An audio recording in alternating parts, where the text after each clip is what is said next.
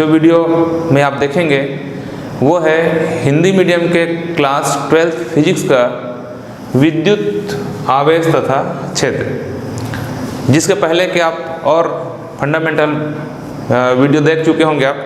आज हम इसके 4th पार्ट को लेके आए हैं और इसमें आप पढ़ेंगे बेसिकली गास का प्रमेय, गास थ्योरम, जो कि इस चैप्टर का बहुत इंपॉर्टेंट टॉपिक है।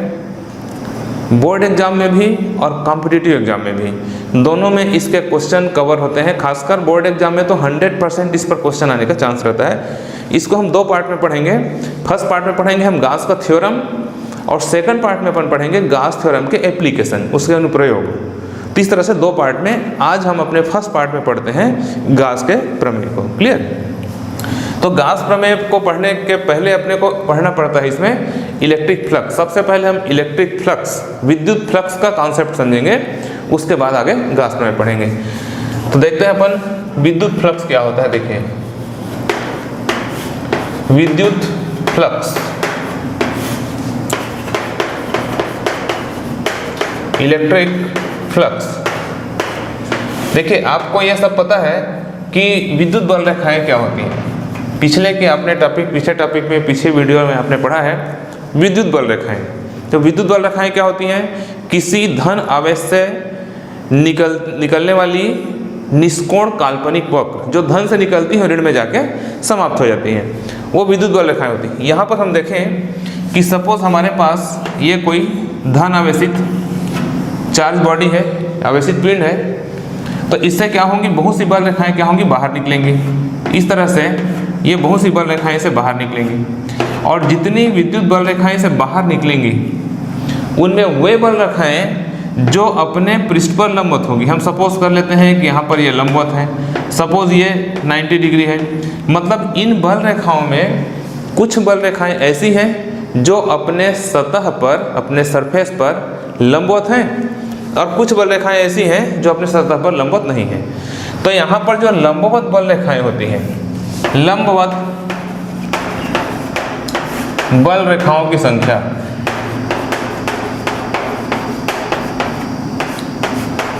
ये लंबवत बल रेखाओं की जो संख्या होती है उसी को हम कहते हैं विद्युत फ्लक्स और इसको प्रदर्शित करते हैं फाई, और नीचे में छोटा सा ई लिखते हैं, फाई ई फॉर इलेक्ट्रिक। तो किसी आवेशित पिंड से लंबवत निकलने वाले बल रेखाओं की संख्या, वास्तव में बल रेखाएं क्या है, संख्या है, नंबर ऑफ इलेक्ट्रिक लाइंस। तो इससे निकलने वाली बल रेखाओं की संख्या को हम क्या कहते हैं, विद्युत फ्लक्स कहते हैं, और इसको प्रदर्शित करते हैं किससे, फाई से। और इस तरह से हम देखें तो फ्लक्स के प्रकार, तो फ्लक्स के बेसिकली 2 टाइप्स होते हैं। एक कहलाता है, इसके यदि हम प्रकार पर बात करें तो इलेक्ट्रिक फ्लक्स के 2 टाइप होते हैं। पहला कहलाता है धनात्मक फ्लक्स, पहला है धनात्मक फ्लक्स और दूसरा ऋणात्मक फ्लक्स।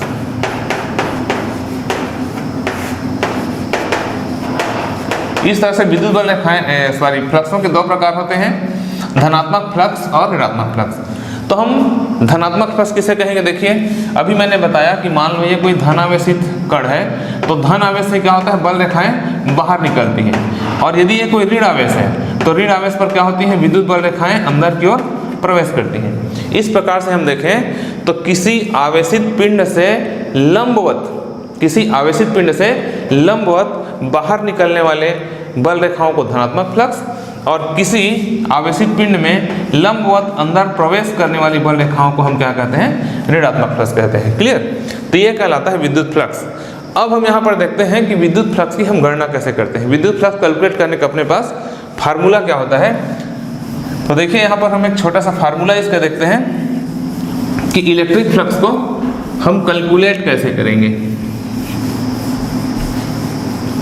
आप यहाँ पर इमेजिन करिए, आप कल्पना करिए कि जैसे यहाँ पर मेरा एक बोर्ड, एक सरफेस है, एक बड़ा सा सतह है, और इस सतह पर हम एक छोटा सा सतह, स्मॉल सरफेस यहाँ पर इमेजिन कर लेते हैं, कल्पना कर लेते हैं कि माना कि ये एक सरफेस है ds। ds का मतलब होता है डिफरेंशिएट पार्ट, छोटे रूप को। यदि पूरा मेरा बोर्ड S है तो इसका एक जो छोटा सा पार्ट है उसको हम किससे प्रदर्शित करेंगे, ds से। तो ds यहाँ पर क्या है, एक छोटा सरफेस है और इस पर हमने यहाँ पर एक लंब खींचा हुआ है। मान लो एक लंब है जिसको हम प्रदर्शित कर रहे हैं एन से, एन फॉर नॉर्मल होता है। तो ये क्या है, पृष्ठ पर खींचा गया लंब है और ये है विद्युत बल रेखा की दिशा।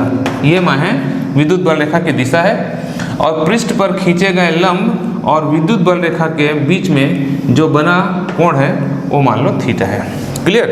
इस सिचुएशन को मैं इस तरह से आपको बताऊं तो आप यहाँ पर ध्यान देखिए मैं पेन के हेल्प से आपको समझा रहा हूँ। ये जो लंब है वो पृष्ठ पर ऐसा है, एक्चुअल में ये सरफेस है तो ये बाहर की ओर है, मतलब ये ब्लू कलर का जो पेन है वो देखिए पृष्ठ पर खींचा गया लंब है और यहाँ पर मैं जो रेड कलर का पेन यहाँ एडजस्ट कर रहा हूँ, ये देखिए ये रेड कलर का मैंने पेन एडजस्ट किया, ये विद्युत क्षेत्र की तीव्रता की दिशा है और इस लंब और तीव्रता के बीच में जो कोण बनता है वही क्या है, थीटा है। यहाँ पर आपको थीटा को समझना बहुत जरूरी है क्योंकि जब आप इसके एप्लीकेशन पढ़ेंगे, जब आप इसका अनुप्रयोग पढ़ेंगे और तो थीटा डिटरमाइन नहीं कर पाएंगे तो आपको प्रयोग समझने में प्रॉब्लम होगा। इसलिए सबसे पहले आपको बेसिक फंडामेंटल अच्छे से क्लियर करना है।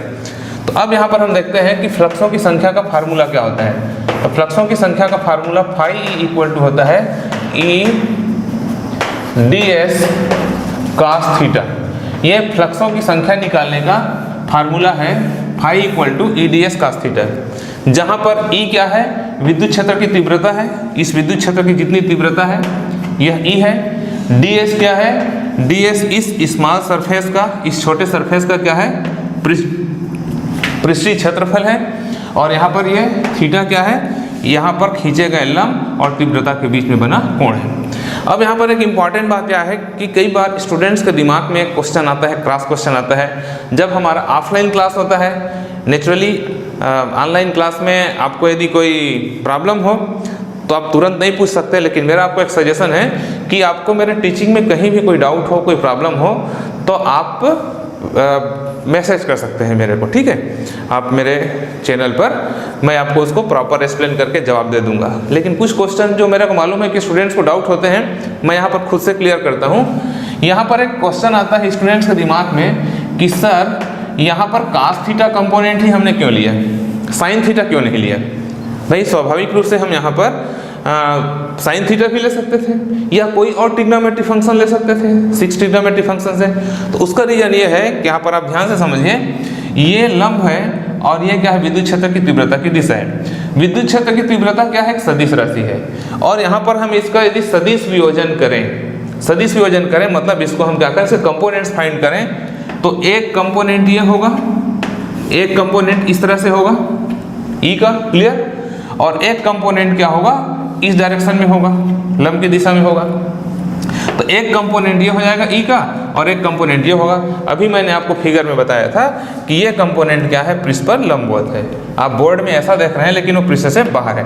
अब आपको पता है, आपने 11th क्लास में बेसिक मैथमेटिकल में पढ़ा है कि इसका जो डायरेक्शन है, इसके कंपोनेंट्स निकालें तो थीटा के पास वाला जो साइड होता है, थीटा से लगा होता है, वो cos थीटा होता है। मतलब ये हो जाएगा ई cos थीटा और ये हो जाएगा क्या, ई sin थीटा हो जाएगा इस तरह से। और अभी हमने फ्लक्सों की संख्या पर डेफिनेशन में क्या बताया, पृष्ठ से लंबवत निकलने वाली बल रेखाओं की संख्या को हम फ्लक्स कहते हैं। तो यहाँ पर ये देखिए कि ई का जो ई cos थीटा घटक है वो क्या है, पृष्ठ के लंबवत है। ये पृष्ठ के लंबवत बाहर की ओर है और ये क्या है, पृष्ठ के क्षैतिज है, क्योंकि हमारा पृष्ठ है तो पृष्ठ के समानांतर है। और फ्लक्स किसको कहते हैं अपन, लंबवत बल रेखाओं को फ्लक्स कहते हैं। तो लंबवत बल रेखा का घटक कौन होगा, ई cos थीटा, इसलिए यहाँ पर ई के cos थीटा कंपोनेंट को लिया गया है। क्लियर। साइन कंपोनेंट लेंगे तो फ्लक्स नहीं काउंट होगा। तो ये एक बहुत डेप्थ कॉन्सेप्ट है कि बहुत ध्यान से समझेंगे आप कि आपके दिमाग में क्वेश्चन आना चाहिए कि सर यहाँ पर cos थीटा ही क्यों लिया गया। क्लियर। तो ये cos थीटा लेने का कारण है। अब यहाँ पर देखिए, इससे आप फ्लक्स निकालेंगे। इसके बाद हमको एक और कॉन्सेप्ट का जरूरत पड़ता है गॉस थ्योरम को पढ़ने के लिए, वो है घन कोण। घन कोण जिसको इंग्लिश में बोला जाता है सॉलिड एंगल। घन कोण, सॉलिड एंगल। तो घन कोण क्या होता है, देखिए जैसे आपने देखा होगा कि एक लाइन ये है, दूसरी लाइन ये है, तो इसके बीच में एक कोण बना है, ये सामान्य कोण है। लेकिन घन कोण क्या होता है, 3 डायमेंशन होता है। यहाँ पर मैं आपको बताऊँ, आपको इसको समझाने से पहले मैं प्रैक्टिकल एग्जांपल आपको बता रहा हूँ कि आपने कभी आप तरबूज खरीदने के लिए बाजार में गए होंगे, तरबूज खरीदने के लिए, वाटरमेलन। तो आपने देखा होगा कि तरबूज खरीदते समय हम उससे पूछते हैं तरबूज वाले, भाई तरबूज अच्छा है, ठीक है, तो क्या करता है वो एक छोटा सा स्मॉल पीस कटिंग करके बाहर निकालता है। वो कुछ इस तरह का होता है। देखिए सपोज ये हमारा तरबूज है और वो हमको एक छोटा सा टुकड़ा इस तरह से ये निकाल के बताता है। इसको मैं मैग्नीफाइंग कर दूं, बड़ा कर दूं, तो सपोज वो ये बड़ा दिखाने के लिए मैं आपको इसको बना रहा हूँ, ये इस तरह से बताता है, ये स्मॉल सरफेस जिसमें तीसरी लाइन 3 डायमेंशन फिगर है, इस तरह का सिचुएशन होता है। क्लियर? तो यहाँ पर सेंटर में, इसके सेंटर में यहाँ जो कोण बनता है जिसको हम प्रदर्शित करते हैं डी ओमेगा से, और यही कहलाता है क्या? घन कोण। यदि हम इसको स्मॉल सरफेस के लिए लें तो डी ओमेगा कहते हैं, और इसको यदि हम पूरे सरफेस के लिए लें तो इसको हम क्या कहते हैं? ओमेगा कहते हैं। अब यहाँ पर देखिए सपोज यहाँ से ये रेडियस इसका हमने आर ले लिया और यहाँ पर हमने एक लंब खींच दिया और दोनों के बीच में यदि हमने क्या लिया? एक कोण ले लिया, जो यहाँ लिया था थीटा। तो यहाँ पर घन कोण निकालने का फार्मूला होता है, जो मैथमेटिकल कॉन्सेप्ट है, ये सब 11th क्लास के बेसिक मैथमेटिकल कॉन्सेप्ट में है। वैसे आप लोग को मेरा एक सजेशन है कि कभी भी फिजिक्स समझने के दौरान, खासकर जो बायो स्ट्रीम के स्टूडेंट्स हैं, उनको फिजिक्स में कोई मैथमेटिकल कॉन्सेप्ट समझने में प्रॉब्लम आता है, तो मैंने 5 वीडियोस बनाया हुआ है मैथमेटिकल कॉन्सेप्ट के लिए, जो सिर्फ इस पर्पज से बनाया है कि फिजिक्स पढ़ने वाले स्टूडेंट्स को मैथमेटिक्स की क्या ज़रूरत होती है, क्या आवश्यकता होती है समझने के लिए। इसके लिए मैंने 5 वीडियो बनाए हुए हैं। तो आप मेरे प्लेलिस्ट में जाके, मेरे चैनल में प्लेलिस्ट में जाके आप सर्च कर सकते हैं mathematics, mathematical tools for physics, वहाँ से आप पढ़ सकते हैं। यहाँ से आपको हेल्प मिलेगा, सब मैंने वहाँ पढ़ाए हुए हैं। तो डी ओमेगा निकालने का फार्मूला क्या हो जाएगा? D S cos theta upon R square. यह एक फार्मूला है कि हम घन कोण कैसे निकालेंगे। तो घन कोण निकालने का फार्मूला होता है D omega equal to D S cos theta upon R square. और सपोज हम यहाँ पर, ये तो हो गया किसके लिए? एक स्मॉल सरफेस के लिए। लेकिन सपोज हम इसको पूरे सरफेस के लिए निकालना चाहें, इस पूरे सरफेस के लिए निकालना चाहें, तो पूरे सरफेस के घन कोण को हम प्रदर्शित करते हैं किसे? ओमेगा से। और ओमेगा इक्वल टू हो जाएगा इंटीग्रेशन ऑफ डी ओमेगा। समाकलन का मतलब होता है सबका जोड़। तो ये जो छोटे छोटे घन कोण हैं, ये सब जुड़ जाएंगे तो पूरा घन कोण निकल जाएगा। इस प्रकार से ओमेगा इक्वल टू समाकलन डी ओमेगा हो जाएगा। और आप ध्यान रखना इसको, इसका वैल्यू मैं पुट कर दूं तो D S cos theta upon R square हो जाएगा, और इसका वैल्यू होता है 4 pi steradian. Steradian is the unit of solid angle. Steradian क्या होता है? एसटी रेडियन लिख देते हैं। स्टेरेडियन क्या होता है? घन कोण का यूनिट होता है। कोण का यूनिट रेडियन होता है और घन कोण का यूनिट स्टेरेडियन होता है। इस तरह से आप ध्यान रखना कि किसी संपूर्ण पिंड के लिए, पिंड के संपूर्ण जो घन कोण होता है उसका मान कितना होता है? 4 पाई। ये कॉन्सेप्ट, फ्लक्स का कॉन्सेप्ट और घन कोण के कॉन्सेप्ट के बेस पर ही फिर हम गॉस थ्योरम को पढ़ते हैं। तो अब हम स्टार्ट करते हैं गॉस थ्योरम, जो कि इस चैप्टर का बहुत ज़्यादा इंपॉर्टेंट टॉपिक है। आप ये मान के चलिए कि आपके पेपर में 100% ये क्वेश्चन आ रहा है, इसके साथ आप बिल्कुल भी कंप्रोमाइज़ नहीं कर सकते। और ऐसे भी ये न्यूमेरिकल्स के लिए, कॉम्पिटिटिव एग्जाम के लिए, सब के लिए बहुत इंपॉर्टेंट है। इसलिए गॉस थ्योरम आपको बहुत अच्छा समझना है।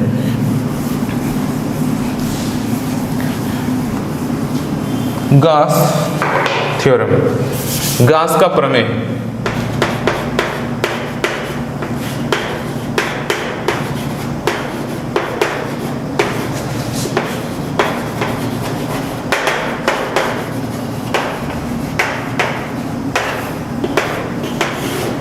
गॉस का प्रमेय, गॉसेस थ्योरम। क्लियर?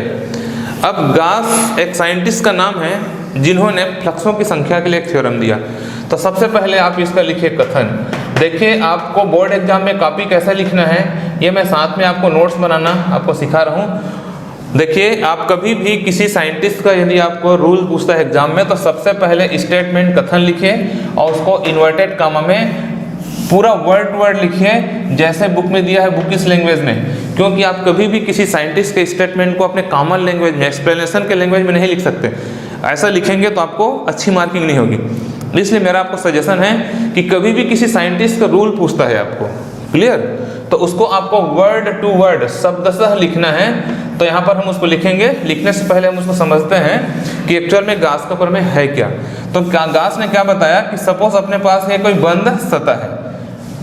एक बात आप ध्यान में रखना कि गास का जो प्रमेय है वो केवल बंद सतह के लिए लागू होता है। बंद सतह के लिए, सबसे इंपॉर्टेंट बात है, क्लोज सरफेस के लिए लागू होता है। तो सपोज हमारे पास एक बंद सतह है और इसका मान लो क्षेत्रफल कितना है, एस है, और इस बंद सतह से जो टोटल फ्लक्स निकलेंगे, जिसको मैंने कह दिया फाई ई, वो इस पर जितना आवेश होगा, मान लो इसको प्लस क्यू आवेश है, इस सरफेस पर, इस बंद सतह पर क्यू आवेश है, प्लस क्यू आवेश है, तो वो होगा Q अपान एप्सिलॉन नॉट। ये होता है गास के प्रमेय के कथन का गणितीय रूप।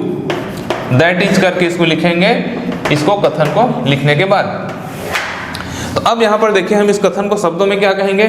ये जो मैथमेटिकल लिखा हुआ है, एक चीज आप हमेशा ध्यान रखना, फिजिक्स में कभी आप कोई चीज रटो मत।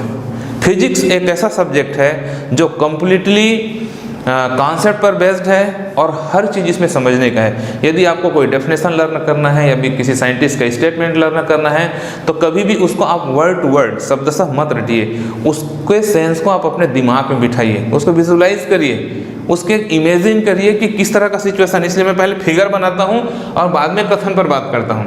यदि मैं चाहता तो मेरे पढ़ाने का वे कैसा हो सकता था कि मैं इसके स्टेटमेंट को आपको बार बार बता देता और फिगर बाद में बताता। तो ये सही तरीका नहीं। आप फिगर विजुअल आप अपने दिमाग में पहले उसको रखिए। जब ये हो जाएगा तो कथन आपको अपने आप हो जाएगा। तो क्या कहेंगे अपन, देखो, किसी बंद पृष्ठ से निकलने वाले फ्लक्सों की संख्या। देखो यहाँ पर मैं फिगर को थोड़ा और बना दूँ इस तरह से।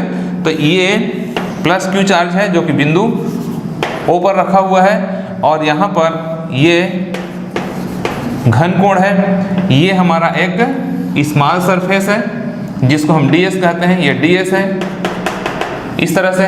अब यहाँ से देखो ये इसका रेडियस है, तो यहाँ पर लंब खींचा गया है, दोनों को बीच का कोण क्या है, थीटा है।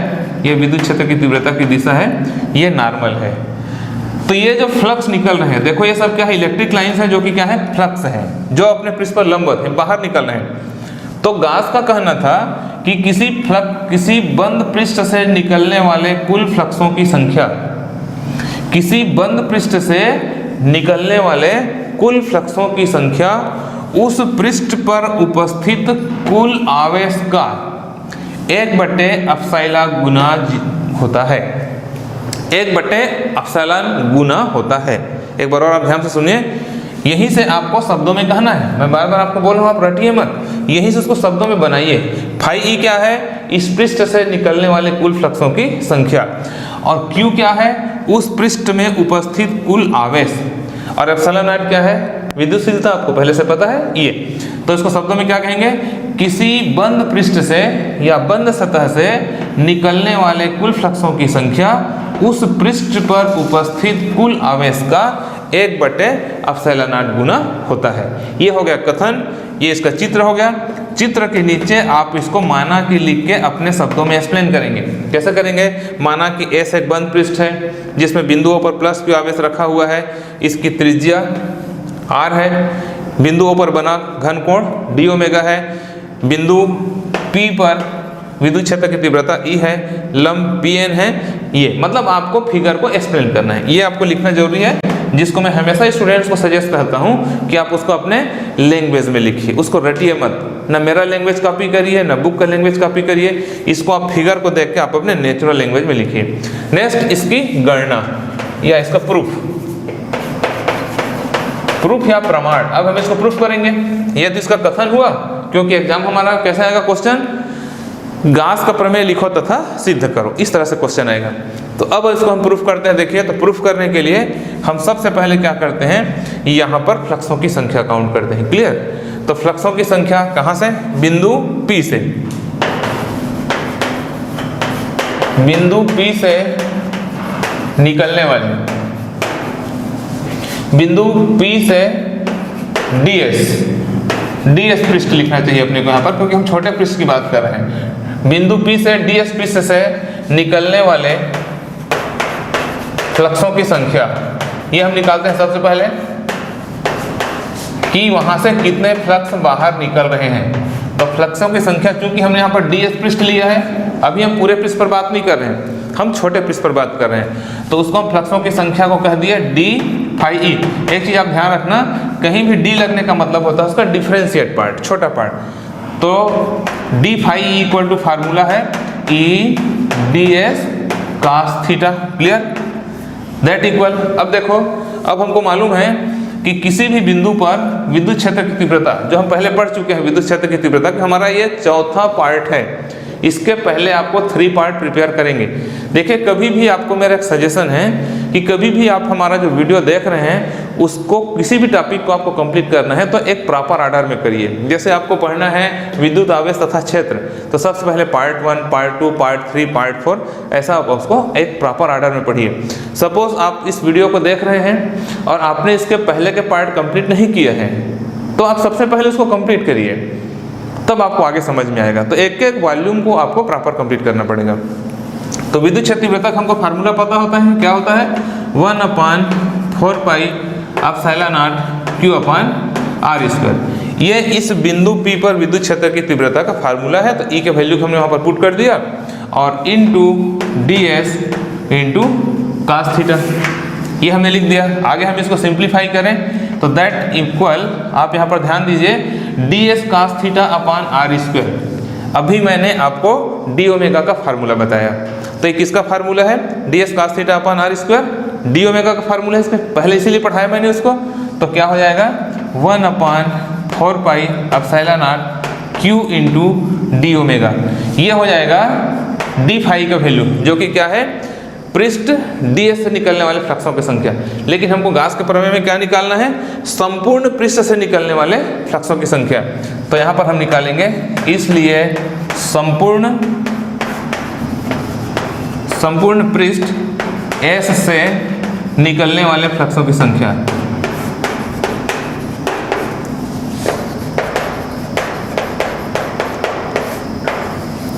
तो उसके लिए हम क्या करेंगे? संपूर्ण पृष्ठ से निकलने वाले फ्लक्सों की संख्या, मतलब हम क्या करेंगे? उसका समाकलन करेंगे। तो संपूर्ण पृष्ठ S से निकलने वाले फ्लक्सों की संख्या निकालने के लिए उसको हमने संकेत कर दिया क्या? Phi E. तो इक्वल टू हो जाएगा integration of D phi E. अभी मैंने बताया कि समाकलन मतलब होता है सबका योग। आप प्रोसेस को समझते जाइए।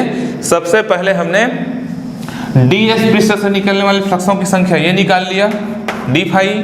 फिर संपूर्ण पृष्ठ से निकलने वाले फ्लक्सों की संख्या निकालने के लिए हम इसको क्या कर देंगे? समाकलन कर देंगे। दैट इक्वल, अब इसके वैल्यू को पुट अप कर देते हैं यहाँ से। इसका वैल्यू है 1/4 pi epsilon naught Q into D omega, इसका समाकलन। दैट इक्वल, अब आपको देखिए इसको छोड़ के सब क्वांटिटी कांस्टेंट है, तो उसको हम बाहर कर देंगे। तो कितना हो जाएगा? 1/4 pi epsilon naught Q into integration of D omega. That equal 1/4 pi epsilon naught Q और इंटीग्रेशन ऑफ डी ओमेगा। अभी मैंने आपको पढ़ाया कितना होता है? 4 पाई। संपूर्ण पृष्ठ का घनकोण अभी जस्ट आपने पढ़ा है उसको, ये 4 पाई होगा। दैट इक्वल, ये 4 पाई के साथ कैंसिल हो जाएगा, तो हो जाएगा फाई इक्वल टू, यहाँ से बचेगा Q और अपान में एप्सिलॉन नॉट, और ये प्रूफ हो जाएगा हमारा गाउस थ्योरम। क्लियर? इस तरह से क्या कर सकते हैं? हम गाउस थ्योरम को प्रूव कर सकते हैं। तो ये बहुत ज़्यादा इंपॉर्टेंट टॉपिक है गाउस का थ्योरम और इसका एप्लीकेशन।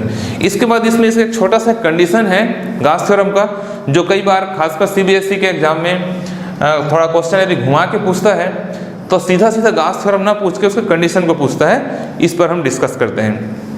इसके बाद ये पूरे गाउस थ्योरम को आप तैयार कर लेंगे तो आपको इसका एप्लीकेशन समझ में आएगा। क्लियर? तो मैं बोर्ड इरेज करता हूँ। यदि आपको इसका प्रूफ देखना है आप एक बार स्क्रीनशॉट ले सकते हैं। क्लियर? और अब हम स्टार्ट करते हैं इसके कंडीशन। तो कंडीशन क्या है? देखिए गाउस का थ्योरम ही है, लेकिन इसका एक छोटा सा कंडीशन है। कई बार एग्जाम में इस क्वेश्चन को थोड़ा सा घुमा के पूछता है वो गाउस थ्योरम ही, लेकिन कंडीशनल है।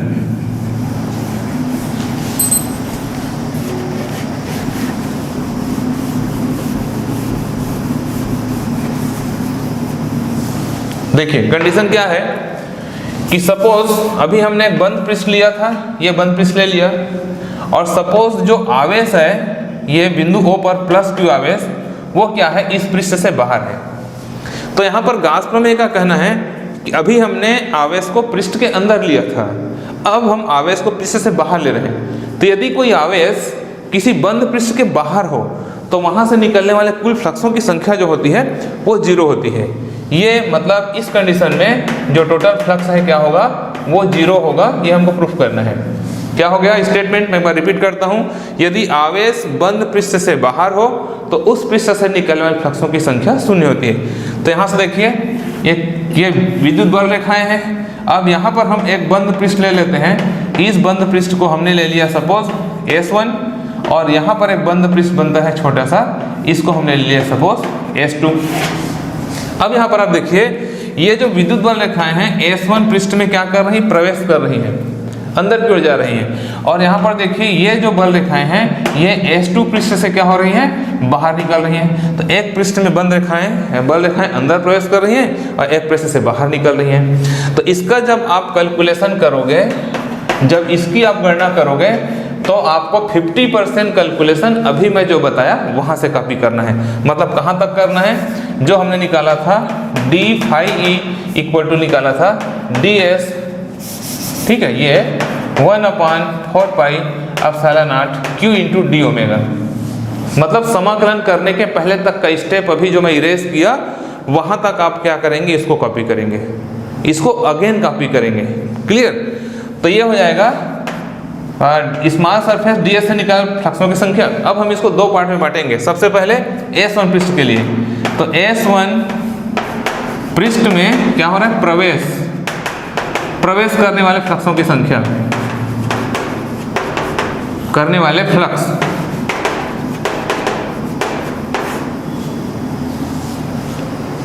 तो क्या हो जाएगा, हाँ, S1 पृष्ठ में प्रवेश करने वाले फ्लक्स को हमने कह दिया सपोज d phi E1।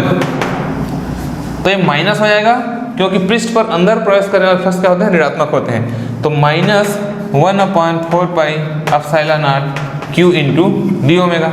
अब हम निकालेंगे S2 पृष्ठ से बाहर निकलने वाले, मतलब उसमें बस आपको 2 लाइन एक्स्ट्रा लिखना पड़ेगा। S2 पृष्ठ से बाहर निकलने वाले फ्लक्स, तो बाहर निकलने वाले फ्लक्स को हम क्या कहेंगे, d phi E2 equal to 1/4 pi epsilon naught q into D omega. देखिए ये क्या है, प्रवेश करने वाले फ्लक्स है तो माइनस लिया मैंने, और ये क्या है, बाहर निकालने वाले फ्लक्स है तो क्या लेंगे, इसको अपन प्लस लेंगे। अभी हमने ऋणात्मक फ्लक्स धनात्मक फ्लक्स पढ़ा है। अब हम निकालें यदि कुल फ्लक्स, इसलिए कुल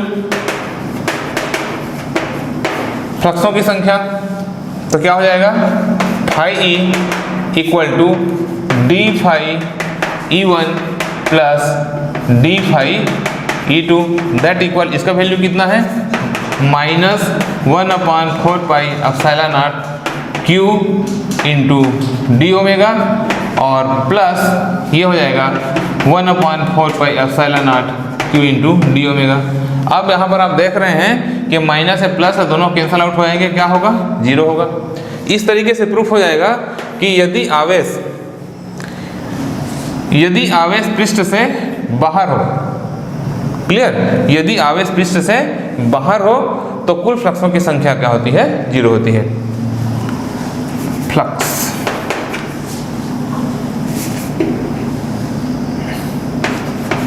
बोलते हैं ना, फ्लक्स F फ्लक्स हिंदी में फ्लक्सों की संख्या। तो यहाँ पर प्रूफ हो गया कि पृष्ठ से बाहर हो तो 0।